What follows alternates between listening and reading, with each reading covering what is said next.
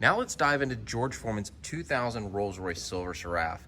And before we even jump into the car, I want to point out this beautiful piece of chrome that shows Silver Seraph here on the kick sill. This thing is in really good condition. And then we'll also, before we dive all the way in, take a look at this door panel. Now, we have some wear and tear here on the leather, but most of the leather throughout the car is actually in really good shape. Take a look at this burl wood. You'll see some of the oxidation or corrosion here on our metal trim pieces in the interior and on this speaker grille. Take a look at our VIN badge, VIN plate here.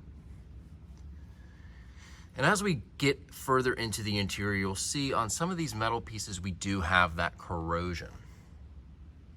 Again, here on our gauge bezels, our double R badge here on the steering wheel. But like I mentioned, that leather is in really good condition. It's a really interesting shade of leather as well. This the tint to this with the exterior combination, color combination, and the interior with the leather actually pairs really well. It's kind of a rose color almost. Take a look at the driver's seat. And the seats are actually probably a little bit more of an orange or pink hue in person than is showing up on the video here with our fluorescent lights above. See here some of the older wear on the seats. It's actually not as dramatic again in person. This white light is really making it seem a little bit more strong, but it gives you a really good look at the interior condition.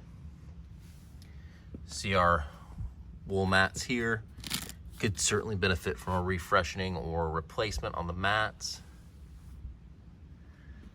Take a look at this lever here on that stalk.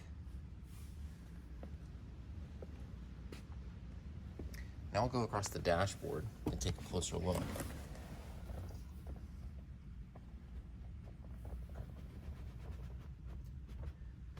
And as I mentioned in our driving video, you're able to stow away and hide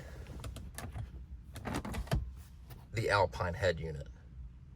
Now, I was not able to get this to power up, but something I did notice is that we have underneath here a screen that is also Alpine.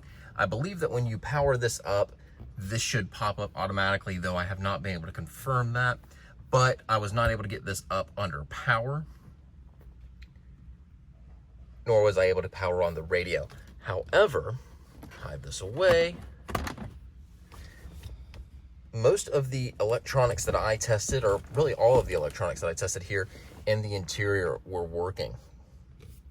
Here you have your mirror controls, your window switches, and then we have here our seat adjustments, multi-way seats, and they work for both passenger and driver side. As I mentioned in my driving video, also the heat works and kept me nice and toasty. Here we have our ashtray. By the car, we'll even include the spare change that's in there. Here we have a couple of cup holders.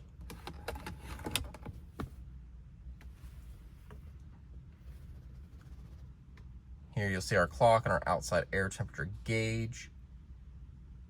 That is in Fahrenheit, and it is not in the 40s or below 40 degrees. So the thermometer here is not reading accurately. Unknown whether the clock is ticking away, although I would have to assume that it is likely not.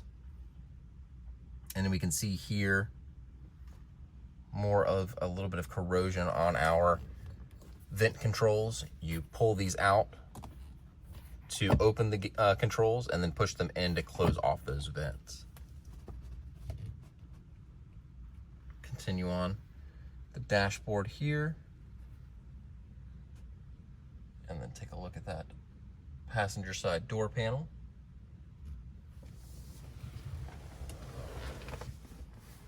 take a quick look under here. This is a hidden spot for your car phone. Though there is no phone, although check with the included items in the listing. I do not have a phone with me currently. There may be one hidden in the trunk somewhere or off with the items that we have pulled out of the car, but to my knowledge, we do not have a car phone included. We have a 6-disc CD changer here, Alpine branded as well. And then just take a look at this beautiful headliner. This large sections of leather.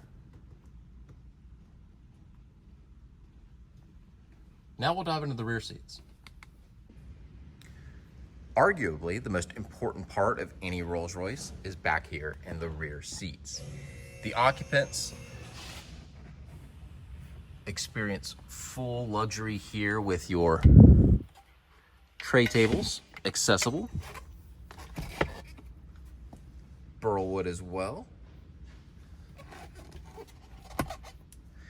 And then also, if you take a look down here at these controls, I tested these all work. You have heated seats here in the rear, as well as the ability to recline these rear seats. They slide forward, the rear leans back. It's actually really comfortable. AC vents here in the rear work as well. You have there another picnic table. And then our rear armrest. The car phone. We have a car phone here in the rear. And then we'll take a look here. We have the mirrors that you get in many luxurious Rolls-Royces, good for checking makeup or your hair before exiting the back as your chauffeur arrives to your event. And here as well. And these rear seats are in really good condition, as you see.